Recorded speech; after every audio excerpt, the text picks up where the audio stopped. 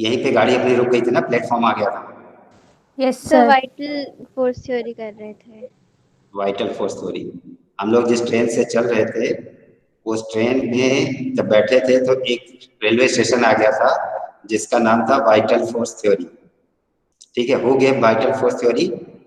Berzelius. Berzelius. Therefore, this theory is also known as Berzelius hypothesis. Berzelius hypothesis. What does this theory say? Berzelius hypothesis or vital force theory says that कि organic compounds are synthesized inside organs of living bodies. पहले आप समझ लो फिर लिख लेना। Organic compounds are those compounds which are synthesized inside organs of living bodies under the influence of a mysterious kind of force called vital force. ये क्या हो गया? अभिषेक भार्गव, मेरी स्क्रीन में सिर्फ अभिषेक भार्गव आ रहा है, बाकी कहाँ चले गए सब? इसने अपने आप को पिन कर लिया क्या? Abhishek, remove yourself, unpin yourself. Sir ऐसे इंग्लिश की क्लास में भी हो रहा था। सर आज यही हो रहा है, सब कंप्यूटर सब पिन नहीं किया। लैपटॉप कंप्यूटर में यस सब में यही हो रहा सर। है। हम हाँ सर ग्रिड व्यू अगर आपके पास हो तो उस पे उसको इनेबल कीजिए तो शायद हो जाए। ग्रेड भी सब कुछ चल रहा है मेरा, इनेबल एवरीथिंग वाज फाइन। अचानक सडनली क्या हो गया कि अभिषेक भार्गव का आइकन आ गया, बाकी सभी बच्चे हट गए स्क्रीन से। ऐसे ही हुआ था। सर इंग्लिश क्लास में भी यही हुआ था। कोई कुछ तो गड़बड़ है। अभी मैं अभिषेक भार्गव को रिमूव करता हूँ, फिर देखना क्या होता है। ठीक है सर फिर कोई और हो जाएगा। सर, उसको रिमूव मत कीजिए, वो फिर ज्वाइन नहीं हो पाएगा। वो ज्वाइन नहीं कर ऐसा। पाएगा वो ज्वाइन नहीं कर पाएगा। और फिर कोई और आ जाएगा स्क्रीन पे, कोई फायदा मैं नहीं। एक बार Yes, लैपटॉप sir. भी ज्वाइन करता हूँ। तो आपको बोर्ड दिख रहा है क्या? यस हाँ sir. Yes Yes, sir sir. दिख हमें रहा दिख है। रहा है। मुझे कैसे दिखेगा कि बोर्ड दिख रहा है कि नहीं? अच्छा, मैं अपने आप को पिन सर कर आप लेता अपने हूँ। आप फाइन, पिन करो। ओके। हाँ मैं खुद को पिन कर लूंगा। So what Berzelius hypothesis says, Berzelius hypothesis और vital force theory says that organic compounds are synthesized inside living bodies under the influence of a mysterious kind of force called vital force. Mysterious का मतलब, what is meaning of word mysterious? Sir not defined. समझ नहीं आता। हाँ, sir मतलब जिसके ऊपर छुपा हुआ है अभी तक। छुपा हुआ नहीं, रहस्यमयी। यस सर वही। सही वर्ड क्या है मिस्टीरियस के लिए? रहस्यमयी, मतलब जिसके बारे में ज्यादा जानकारी प्राप्त नहीं है। Alright, so now you may write down, according to vital force theory, organic compounds are synthesized under the influence of organic compounds are the compounds which are synthesized inside living bodies under the influence of a mysterious kind of force. Sir please repeat. I'll repeat. Organic compounds are those compounds which are synthesized inside living bodies under the influence of a mysterious kind of force called vital force. ठीक है, इसका मतलब क्या बच्चों? इसका मतलब ये है कि ऑर्गेनिक कंपाउंड हमेशा लिविंग बॉडीज के अंदर ही बनेंगे, लिविंग बॉडीज के बाहर नहीं बन सकते। दूसरा, ऑर्गेनिक कंपाउंड्स के मैन्युफैक्चर के लिए वाइटल फोर्स का होना जरूरी है। Vital force means living force. Living force कहाँ मिलेगा? लिविंग बॉडीज के अंदर। ठीक है, सो वाइटल फोर्स थ्योरी और Berzelius hypothesis says that Organic compounds are those compounds which are manufactured inside living bodies under the influence of a mysterious kind of force called vital force. Have you written the definition of vital force theory? Sir Yes, sir. Yeah. Sir फिर Yes. Hydrochloric acid organic है? नहीं है। Sir वो तो organs में है ना? हाँ है ना, मैं कब बोल रहा हूँ कि वाइटल फोर्स थ्योरी सही है। अब इसको गलत करेंगे ना, प्रूफ करेंगे। ये सही वाइटल वाली फोर्स कौन सी है सर? सही वाली आएगी ना, इसका हिस्टोरिकल डेवलपमेंट चल रहा है, अभी आ जाएगी थोड़ी देर में। ओके। मॉडर्न थ्योरी, ठीक। इसके बाद to contradict or to discard vital force theory, another hypothesis came into existence, and that was Wohler synthesis. Let's study it right now. Wohler synthesis. Wohler synthesis. The name of scientist was Friedrich Wohler.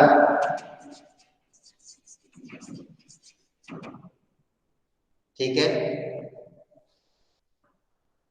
इसमें लिखिए Friedrich Wohler synthesized urea in laboratory. Friedrich Wohler synthesized urea in laboratory by heating ammonium sulfate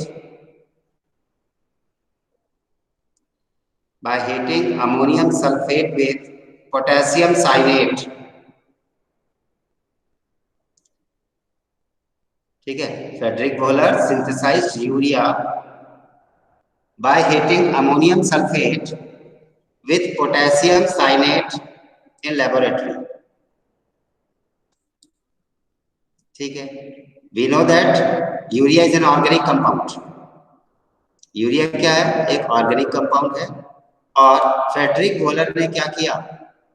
Friedrich Wohler prepared this organic compound inside laboratory. इसका मतलब it is not always necessary that organic compounds must be manufactured inside living bodies. ये कोई जरूरी नहीं कि organic compound living bodies के अंदर ही बने, under the influence of vital force ही बने। इस बात को किसने प्रूव कर दिया? गलत प्रूव किया Friedrich Wohler. Is it clear? Yes sir. Yes, sir. अब देखो कैसे बनाया। हम जानते हैं urea is the main component of urine, ठीक है, और यूरिन कहाँ बनता है? लिविंग बॉडीज में। इसका मतलब यूरिया जो organic, urea must be organic compound और यूरिया इज ऑर्गेनिक कंपाउंड, ठीक है। लेकिन Friedrich Wohler manufactured urea in the laboratory by heating ammonium sulfate and potassium cyanide. Since it was synthesized or manufactured inside laboratory outside living body, then defining organic compounds as compounds which are manufactured inside living bodies is not justified. Thus, vital force theory came to an end automatically. जैसे urea बन गया laboratory में, vital force theory का existence अपने आप खत्म हो गया। Let's see what was the reaction carried out. Reaction क्या थी? Ammonium sulphate NH4 sold twice SO4 was heated with potassium cyanide ACNO. इसका नाम क्या है? Ammonium sulphate. and another reactant is potassium cyanide. Potassium cyanide. The product found was ammonium cyanide NH4CN4 plus K2SO4। ठीक है, ये क्या बनेगा? Ammonium cyanate plus potassium sulfate. Then, since this was heating process, if the heating is further continued, what will happen? Ammonium cyanide, 2 moles of ammonium cyanide undergo rearrangement reaction and they form NH2CO NH2 NH2CO NH2 एक ही मोल लेना इसका, ठीक है। Ammonium साइनेट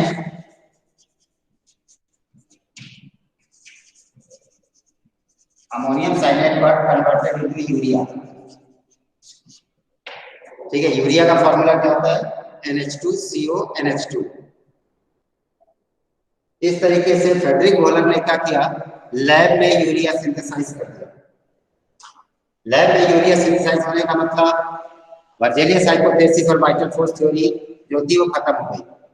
letter on large number of organic compounds were synthesised in laboratory. जब urea बन गया lab में तो बाकी साइंटिस्ट को एक मोटिवेशन मिल गया कि जरूरी नहीं कि ऑर्गेनिक कंपाउंड लिविंग बॉडीज के अंदर बने, हम इनको लेबोरेटरी में बना सकते हैं। फिर उसमें कई साइंटिस्ट ने अप्रोच किया और ढेर सारे कंपाउंड्स लैब में बनाए, जैसे मिथेनॉल बनाया गया, इथेनॉल बनाया गया, एसिटिक एसिड बनाया गया। ये सारे ऑर्गेनिक कंपाउंड्स लैब में बनने लगे। Nowadays almost all the organic compounds can be manufactured in the lab. इसलिए vital force theory was discarded, it came to an end. Third side please. Yes, I'm side. You can write. देखो बच्चों, आप मुझे screen पे दिख नहीं रहे हैं, इसलिए आप बीच बीच में बोलते रहना। समझ में आ गया कि नहीं आया? Yes sir. Alright, fine. अब फिर से क्वेश्चन वही हो गया, व्हाट आर ऑर्गेनिक कंपाउंड्स। पहले वाइटल फोर्स थ्योरी ने तो कोशिश किया था डिफाइन करने के लिए। सर हाँ सर, साइनाइड का आयन का फॉर्मूला क्या होता है? ये साइनेट है बेटा, साइनाइड नहीं है। IDE नहीं है, ATE है। साइनेट होता है CNO और साइनाइड होता है CN। अच्छा, ठीक है, साइनेट इज CNO और साइनाइड इज CN। ठीक है, यस सर साइनेट ना? हाँ, साइनेट हाँ सर। ATE। सर तो अमोनियम साइनेट यूरिया कैसे बन गया? यूरिया ऐसे बन गया कि यहाँ देखो NH4CnO है, यहाँ से जो हाइड्रोजन है ना, 4 हाइड्रोजन, उसमें से 2 हाइड्रोजन इस साइड चले गए, नाइट्रोजन से बॉन्डेड हो गए। ये N है, H4 था इसमें, H, ठीक है। और ये 4 अमोनियम आयन, अमोनियम आयन से क्या किया था, C+O(N), ठीक है, साइनेट आयन। जब ये साइनेट आयन से जुड़ा था बॉन्डिंग में, क्या हुआ, यहाँ से एक हाइड्रोजन और ये हाइड्रोजन, 2 हाइड्रोजन नाइट्रोजन से जाके बॉन्डेड हो गए। जब इधर से यहाँ से बॉन्ड टूटा और इस साइड जाके जुड़े, क्यों जुड़े? Because of heating. ऐसे रिएक्शन जब हीटिंग करने से एटम्स अपनी पोजीशन छोड़ के दूसरी पोजीशन में जाके जुड़ जाते हैं, that type of reactions are called rearrangement reactions. Position of atoms are rearranged, ठीक है। इस रीअरेंजमेंट की वजह से क्या हो गया, NH2CO और इस N से 2 हाइड्रोजन आके जुड़ गए, NH2 हो गया, NH2CO NH2 which is called urea. Clear? Now the question is still unanswered, what is organic compounds? इसलिए उसके लिए फिर मॉडर्न थ्योरी आई, और मॉडर्न थ्योरी ने क्या डिफाइन किया कि organic compounds are either hydrocarbons और डेरिवेटिव्स ऑफ हाइड्रोकार्बन्स। अब आप लिखिए modern definition of organic compounds. Modern definition of organic compounds लिख लीजिए इसमें, organic compounds can be defined as either hydrocarbons or derivatives of hydrocarbons. Now this definition is absolutely correct. Organic compounds are those compounds which are either hydrocarbons or derivatives of hydrocarbons. इसके अलावा organic compounds की सारी definition गलत। Sir और के बाद क्या बोला आपने? और डेरिवेटिव्स, डेरिवेटिव्स मतलब Derivatives of hydrocarbon means derived from hydrocarbons. Okay sir. Derivative मतलब derived from, ठीक है। So organic compounds are either hydrocarbons or derivatives of hydrocarbons or derived from hydrocarbons. Question is, what are hydrocarbons? Hydrocarbons क्या है? Carbohydrates of carbon are called hydrocarbon. Carbon के जो hydrides हैं उनको क्या बोलते हैं? हाइड्रोकार्बन्स बोलते हैं।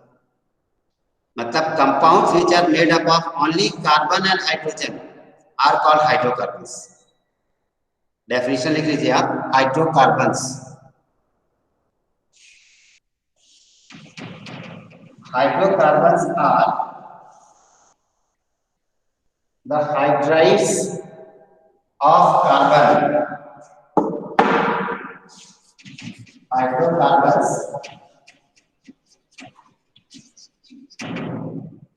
are the hydrides of carbon. Hydrides of carbon, that is the compounds which are made up of carbon and hydrogen only. The compounds which are made up of carbon and hydrogen only are called hydrocarbons.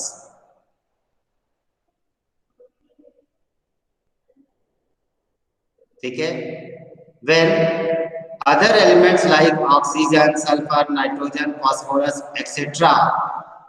get added to these hydrocarbons, then they form derivatives of hydrocarbons, which are also organic compounds. ठीक है? When other elements like oxygen, nitrogen, sulfur, phosphorus, halogens, etc. get added to hydrocarbons, then they are called derivatives of hydrocarbons.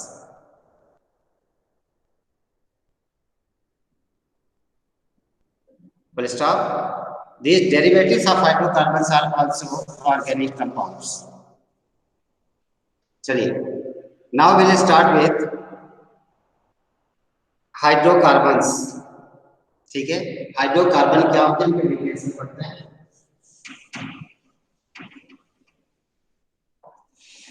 Classification of hydrocarbons and types of hydrocarbons.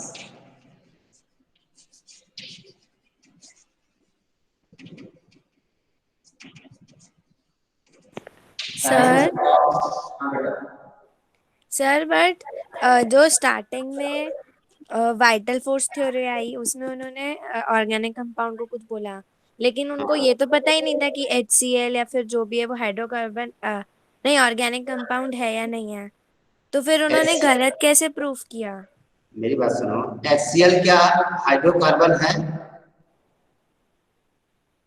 हाँ नहीं, हाँ नहीं है। नहीं, वो chlorine है। हाइड्रोजन और क्लोरीन है। HCl is not derivative.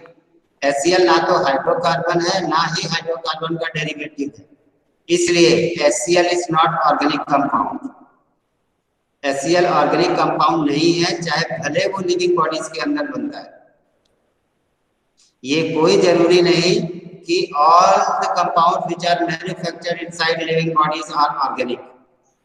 Inorganic compounds are also synthesized in living bodies like HCl, carbon dioxide, etc. ठीक है स्नेहा? सर हाँ। कार्बन डाइऑक्साइड डेरिवेटिव नहीं है? नहीं सर, पर जब ग्लूकोज टूटता है तभी तो बन रहा है ना? अरे बात ग्लूकोज टूटने की नहीं है, पहले तो उसको हाइड्रोकार्बन होना चाहिए, मतलब कार्बन और हाइड्रोजन उसमें होना ही होना चाहिए। अच्छा, कार्बन डाइऑक्साइड में हाइड्रोजन नहीं है ना? नहीं है।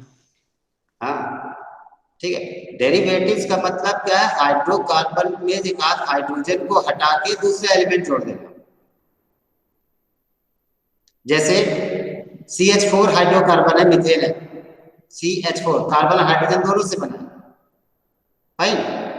अब चारों हाइड्रोजन हटा के अब 4 क्लोरीन जोड़ दो तो क्या हो गया CCl4। तो CCl4 will be considered as derivative of hydrocarbon. It will be sir पर derivative इसमें of तो है नहीं ना हाइड्रोजन। नहीं है, लेकिन it is derived by replacing all the hydrogen atoms of carbon। Methane में 4 कार्बन एटम थे, ठीक है, 4 हाइड्रोजन थे, चारों हाइड्रोजन को क्लोरीन ने रिप्लेस कर दिया। रिप्लेस करने के बाद बना तो वो डेरिवेटिव कहलाया। अब कार्बन डाइऑक्साइड को इसलिए नहीं मानेंगे क्योंकि कार्बन में देखो कार्बन डाइऑक्साइड बेसिकली कैसे बनेगा, C+O2 CO2। तो C मतलब वो कार्बन का डेरिवेटिव है, हाइड्रोकार्बन का डेरिवेटिव नहीं है, ठीक है। Carbon dioxide, carbon monoxide are the derivative of carbon, not hydrocarbon. Initial original compound hydrocarbon होना चाहिए। सर हमने मीथेन गैस ली, हाँ, उसको जलाया, तो जो कार्बन के साथ हाइड्रोजन जुड़े थे वो हट गए और उसकी जगह ऑक्सीजन कंबाइन कर गया, रिप्लेस कर गया हाइड्रोजन को। तो सर फिर CO2 भी तो ऑर्गेनिक हो गया ना। लेकिन वो रिप्लेस नहीं हुआ है, वो डिकम्पोज हुआ है। तो सर ये जो CCl4 होता है वो कैसे बनता है फिर? वो रिप्लेसमेंट है, मतलब हाइड्रोजन को क्लोरीन ने रिप्लेस करके जुड़ गया, वहां पे रिप्लेसमेंट रिएक्शन नहीं है। आप जो बोल रहे हो ना कि मीथेन को आपने जला दिया, CO2 बन गया, वाटर बन गया, ये डिकम्पोजिशन रिएक्शन होगी। तो डिकम्पोजिशन से जरूरी नहीं कि सब बनेंगे जो हाइड्रोकार्बन बनेंगे। प्लस कार्बन डाइऑक्साइड मेजॉरिटी में देखा जाए तो जो majority of carbon dioxide molecules हैं उनके मैन्युफैक्चर का सोर्स क्या है, बर्निंग ऑफ कार्बन, ठीक है। तो कार्बन डाइऑक्साइड को आप जो आप लॉजिक दे रहे हो कि मीथेन को जलाने से बन गया, उसके हिसाब से एक बार माना भी जा सकता है कि ऑर्गेनिक कंपाउंड है। लेकिन मान लीजिए आपके पास 100 कार्बन डाइऑक्साइड मॉलिक्यूल्स है तो उसमें 90 कार्बन डाइऑक्साइड के मॉलिक्यूल्स ऐसे होंगे जो कार्बन को जलाने से बने, ना कि हाइड्रोकार्बन। आप उसका प्रोपोर्शन देखिए, मेजॉरिटी कहां से बन रहा है, by burning carbon, not by burning hydrocarbon,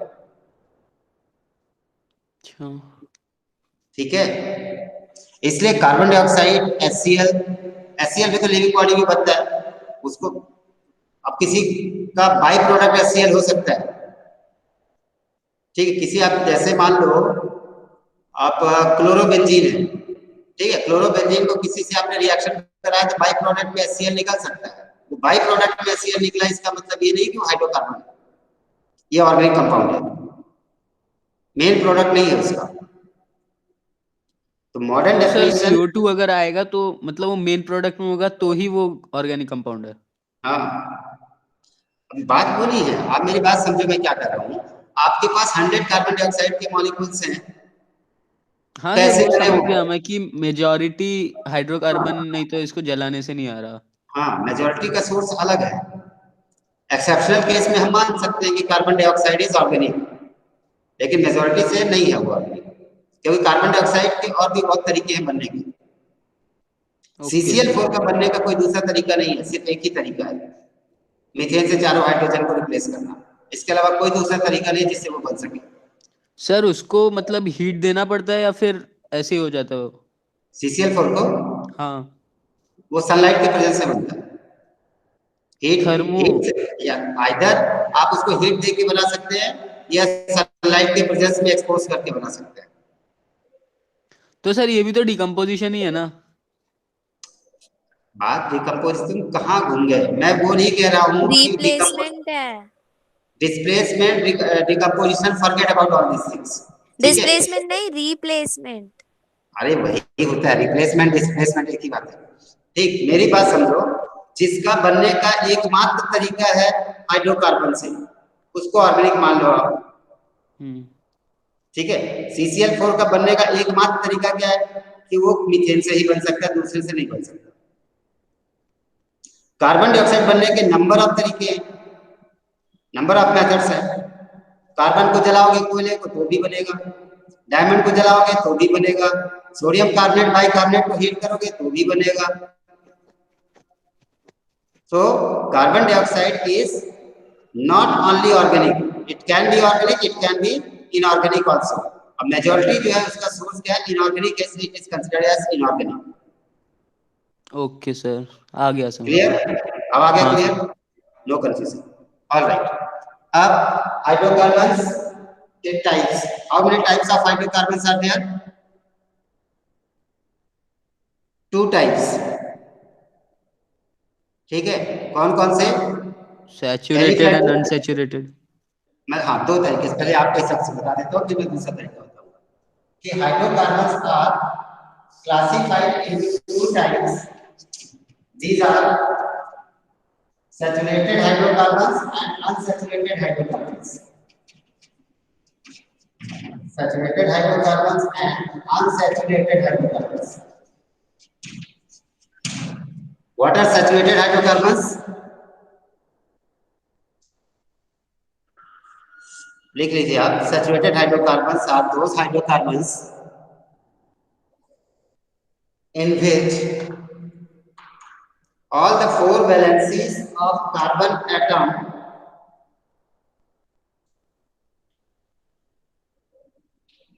saturated hydrocarbons are those hydrocarbons in which all the 4 valencies of carbon atom are satisfied by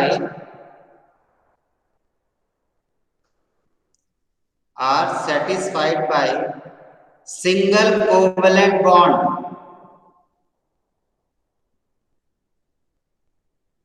Single covalent bonds with hydrogen or itself. With hydrogen or itself. ठीक है, तो saturated hydrocarbons किसको बोलेंगे? जिसमें carbon की चारों valency हैं, उनमें से सिंगल 4 के चारों सिंगल कोवलेंट बॉन्ड होनी चाहिए. और किसके बीच में होना चाहिए? या तो कार्बन कार्बन के बीच में या तो कार्बन हाइड्रोजन के बीच में. कोई दूसरा एलिमेंट नहीं आना चाहिए, तो हाइड्रोकार्बन ही नहीं रहेगा. For example CHHHH CH4. इसमें देखो कार्बन की 4 वैलेंसी है, चारों हाइड्रोजन के साथ सिंगल बॉन्ड है. दूसरा एग्जांपल CHHH CHHH. याद रखिए, इस कार्बन की 4 वैलेंसी है, इसमें से 3 वैलेंसी हाइड्रोजन के साथ सिंगल बॉन्डेड है, 1 वैलेंसी अगले कार्बन के साथ single bonded. So such hydrocarbons in which all the 4 valencies of carbon atoms are satisfied by single covalent bonding either between carbon carbon or between carbon and hydrogen. Sir ये second वाला जो उसका नाम क्या है? पहले का मीथेन, दूसरे का इथेन, वो सब मैं बताऊंगा आपको बाद में. ये मीथेन है, ये इथेन है. इनके नाम कैसे पड़े वो सब बताऊंगा आपको, पूरी कहानी. ठीक है, अब अनसैचुरेटेड हाइड्रोकार्बन्स. सर तो डबल बॉन्ड क्यों नहीं हो सकता? अगर डबल हो गया तो उसको अनसैचुरेटेड बोलते हैं. तो उसमें डिफरेंस मतलब C और H तो है ही, तो डबल भी हो ही सकता है ना सैचुरेटेड के अंदर. सैचुरेटेड की इनको डिस्टिंग्विश किया गया कि अनसैचुरेटेड वो कहलाएंगे जिसमें डबल बॉन्ड है या ट्रिपल बॉन्ड है. सैचुरेटेड उसको कहेंगे जिसमें सिंगल बॉन्ड है सब. ओके ठीक है, अनसैचुरेटेड हाइड्रोकार्बन्स में लिखिए. Unsaturated hydrocarbons are those hydrocarbons. Unsaturated hydrocarbons are those hydrocarbons which contains at least one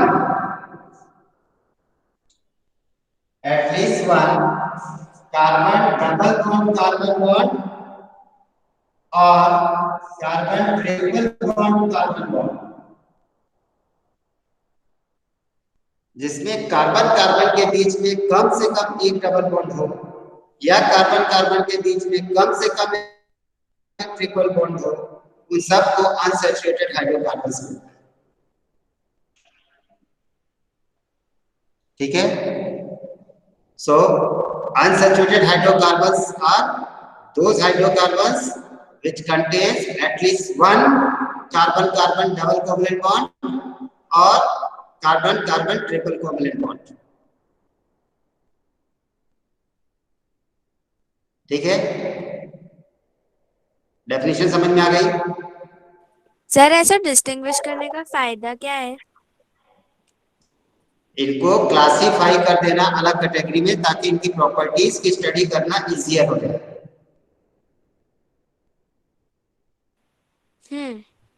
ठीक है, अब लिख लीजिए difference between saturated and unsaturated hydrocarbons. Difference between saturated and unsaturated hydrocarbons.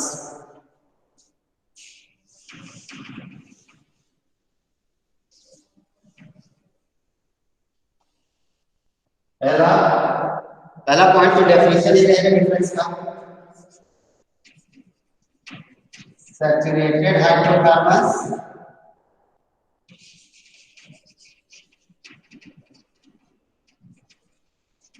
Second unsaturated hydrocarbon.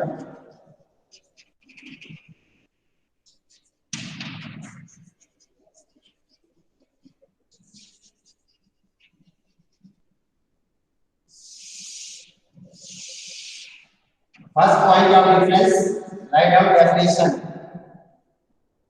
जो अभी definition लिखवाई थी आपको वही लिख लीजिए। Saturated hydrocarbons are those hydrocarbons which contains all single covalent bonds between carbon and hydrogen। और unsaturated की भी डेफिनेशन लिख लीजिए।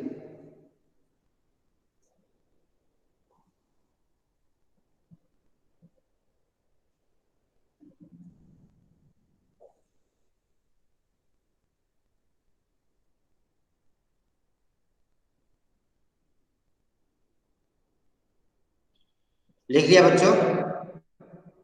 Yes sir. सर अनसैचुरेटेड में हाइड्रोजन से कोई भी बॉन्ड का ऐसे स्पेसिफिक नहीं दिया ना कि ऐसे वाली लिमिटेशन होनी चाहिए। हाइड्रोजन तो हमेशा सिंगल बॉन्ड ही बनाता। Hydrogen can never form double और ट्रिपल बॉन्ड। Yes yes. ठीक है, क्योंकि हाइड्रोजन के पास तो एक ही इलेक्ट्रॉन है, उसको एक ही चाहिए, या तो वो देगा या लेगा या शेयर करेगा। वो कभी भी डबल बॉन्ड या ट्रिपल बॉन्ड नहीं बना सकता। ठीक, second point, saturated hydrocarbons bonds, saturated hydrocarbon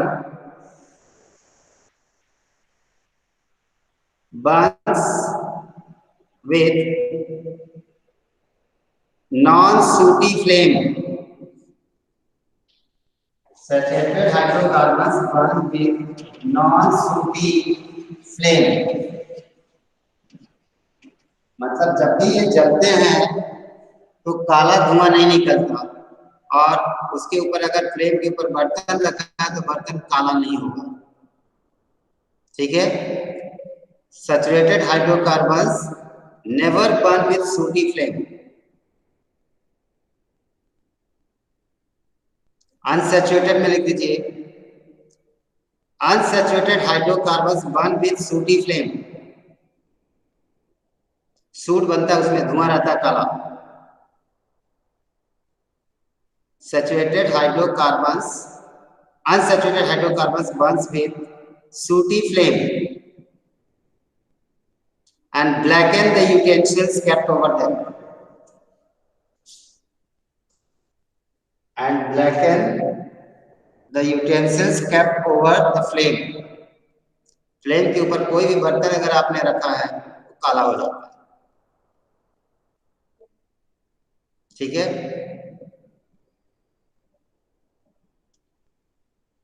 next,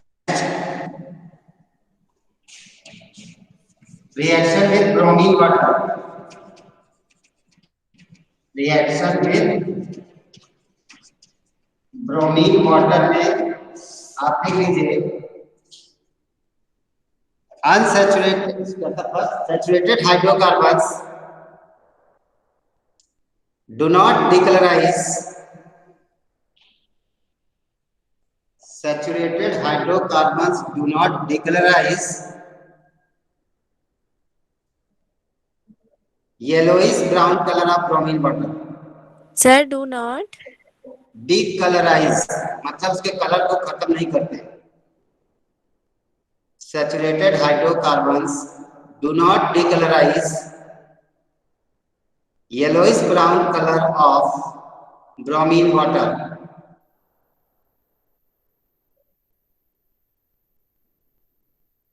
ठीक है, ब्रोमीन वाटर का कलर कैसा होता है? Yellowish brown. उसमें सैचुरेटेड हाइड्रोकार्बन डालोगे तो ब्रोमीन वाटर का कलर खत्म नहीं होगा, मतलब they do not easily react with bromine water. Sir एक और बार रिपीट कर दीजिए लास्ट लाइन। हाँ, saturated hydrocarbons do not decolourise yellowish brown colour of bromine water because they do not easily react with bromine water.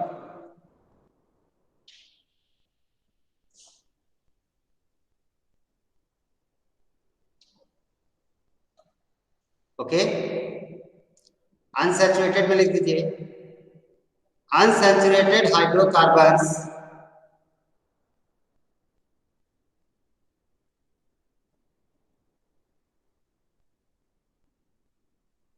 unsaturated hydrocarbons undergo addition reaction. Unsaturated hydrocarbons undergo addition reaction with bromine water. Addition reaction क्या होती है? Those reactions in which two atoms of same molecule get added to another reactant and no any byproduct is removed. दो compound react करें organic compounds जिसमें से एक double bond वाला या ट्रिपल बॉन्ड वाला हो, एक सिंपल हो, और रिएक्ट करके सिंपल वाला मॉलिक्यूल के दोनों एटम्स पूरी तरीके से ऐड हो जाए और कोई भी बाई प्रोडक्ट ना निकले, जैसे कॉम्बिनेशन रिएक्शन में होता था, तो उसको addition reactions. Addition reactions are those reactions in which attacking reactant get added up into the target molecule without elimination of any byproduct.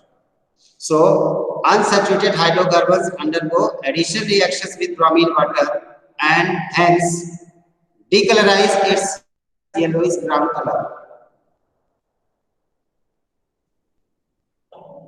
And hence decolorize its yellowish brown color. एक equation लिख के यहाँ पे आपको बता देता हूँ। जैसे मान लीजिए हमने ले लिया C2H6 ethane plus Br2 aqueous, इसका कलर कैसा है? येलो। आगे क्या होगा? नो रिएक्शन, कोई कलर चेंज नहीं होगा। इसमें क्या होगा?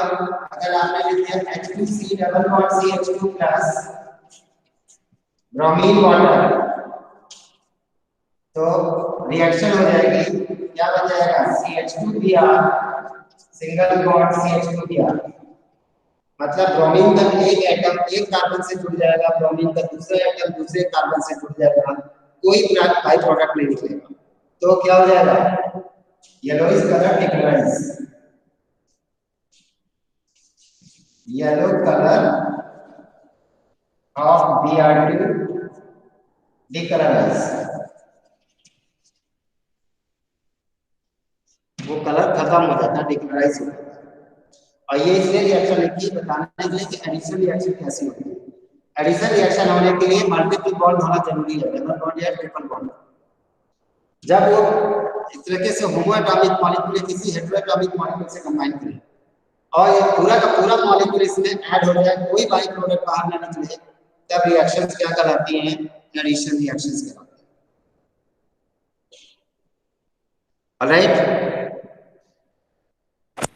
सर, आपने H2C क्या होता है? क्या? अरे वो H2C CH2 है, वो CH2 carbon bonded with 2 hydrogen. फिर BY क्या है? कहाँ लिखा BY? H2C के नीचे Br लिखा है बेटा, Br मतलब ब्रोमीन। ये क्या है सर? समझ नहीं आया। रिएक्शन है। ये लिखा है ब्रोमीन Br और ये भी लिखा है Br। ब्रोमीन का सिंबल क्या होता है? हाँ, तो ब्रोमीन। इसमें क्या हुआ रिएक्शन में? अभी बोला तो सुना नहीं था? हाँ सुना था ना, पर वो समझ नहीं आया। समझ नहीं आया ना? जब ब्रोमीन के साथ रिएक्ट करेंगे फिर देखना, यहाँ से एक बॉन्ड टूटेगा, एक इलेक्ट्रॉन फ्री होगा, इसमें आया, एक इलेक्ट्रॉन इसमें आया, एक ब्रोमीन आके यहाँ पे बॉन्डिंग कर दिया, एक ब्रोमीन यहाँ पे बॉन्डिंग कर दिया, क्या बन गया? एक बॉन्ड खत्म हो गया, CH2Br CH2Br। ठीक है? हाँ, तो इसमें पूरा का पूरा ब्रोमीन मॉलिक्यूल ऐड हो गया और कुछ भी बाहर नहीं निकला, इसका मतलब एडिशन रिएक्शन है। लास्ट डिफरेंस लिख लीजिए, saturated hydrocarbons do not decolourise KMnO4 solution. Saturated hydrocarbons do not decolorize KMnO4 solution।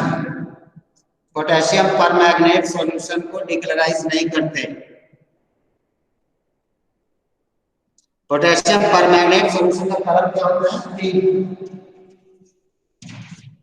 ठीक है, पिंक कलर का जो सॉल्यूशन होता है वो पिंक का पिंक ही रहता है, डिक्लोराइज नहीं होता सैचुरेटेड सॉल्यूशन के साथ।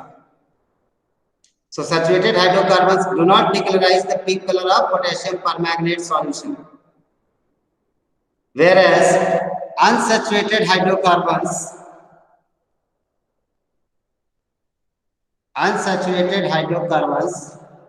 decolorize the pink color of potassium permanganate solution।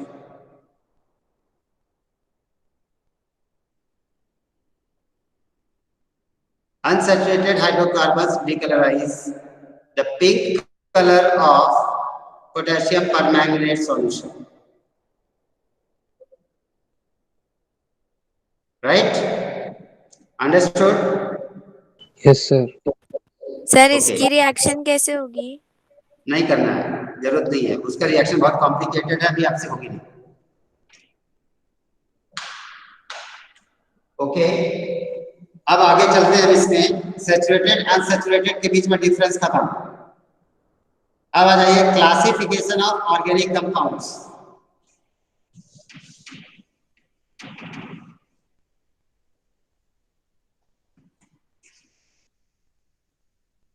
अच्छा, ऑर्गेनिक कंपाउंड नहीं, हाइड्रोकार्बन है। Classification of hydrocarbons.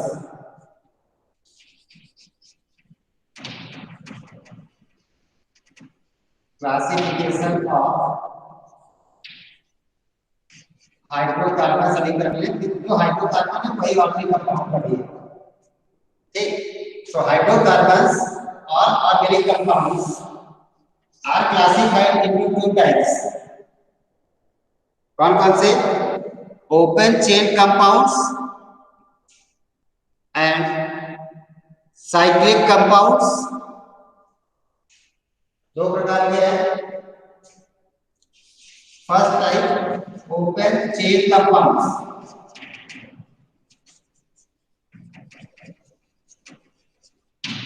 Second type is cyclic compounds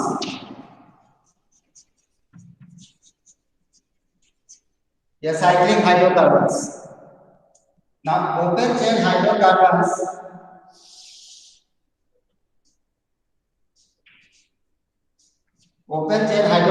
are of three types। कौन कौन से? Alkanes, second alkenes, third alkynes. Open chain hydrocarbons are of three types: alkanes, alkenes and alkynes। Clear? जबकि cyclic compounds are further classified into two types.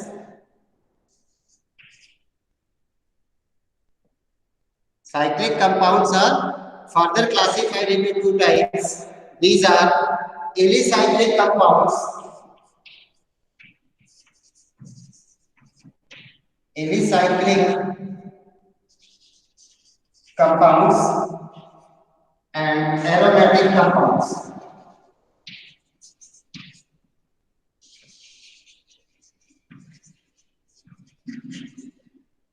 This is classification of hydrocarbons.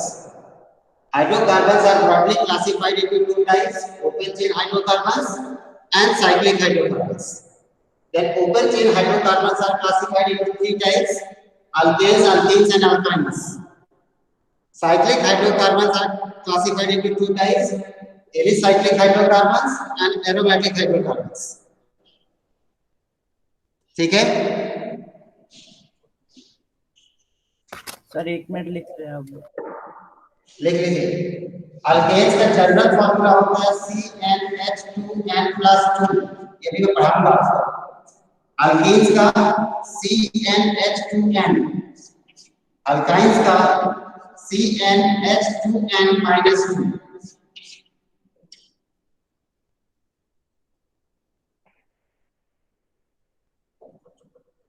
Alkanes have general formula CnH2n+2.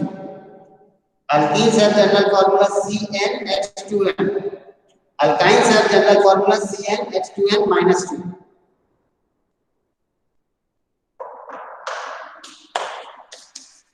In the next period, we will be able to classify and understand all these types of hydrocarbons. उसके बाद ये सारे hydrocarbons पढ़ने के बाद अपने पास बचेगा isomerism and functional group. फिर चैप्टर खत्म हो जाएगा। सर टाइप्स ऑफ हाइड्रोकार्बन्स में आपने बोला था कि पहले ये कर लो फिर मैं अपना बताता हूँ। मैं अपना बताता हूँ मतलब पहले बोला था अनसैचुरेटेड सैचुरेटेड कर लो, फिर उसके बाद मैं ये वाला बताऊंगा जो अभी कराया क्लासिफिकेशन वाला। ये दोनों सेम क्या है ये? वो जितने भी हाइड्रोकार्बन्स हैं, अल्केन्स, अल्कीन्स, अल्काइन्स, उन सबको दो ब्रॉड कैटेगरी में क्लासिफाई कर देते हैं, सैचुरेटेड और अनसैचुरेटेड। अब उसको डिटेल में पूछना है तो फिर सैचुरेटेड के भी कई टाइप्स होंगे, अनसैचुरेटेड के भी कई टाइप्स होंगे, तो उसको डिटेल में करने के लिए ये वाला क्लासिफिकेशन। ठीक है, बेसिकली हमको पढ़ना क्या है? Alkanes, alkenes, alkynes, alicyclic and aromatic, ये पढ़ना है। ठीक है, ये अगले क्लास में पढ़ेंगे।